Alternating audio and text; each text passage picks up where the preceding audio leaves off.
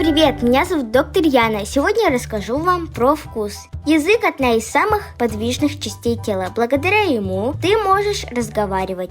А еще язык – это орган вкуса. Узнавать все о пище языку помогают маленькие сосочки, находящиеся на его поверхности. Те, что располагаются на самом кончике, определяют, сладкая пища или нет. Если еда кислая, это определяет сосочки по краям. Достаточно ли соли, скажет серединка языка, а вот узнавать горькое сможет только корень языка. Наш язык не только помогает нам произносить слова, не только определяет, какова пища на вкус, и тут же сообщает об этом в мозг.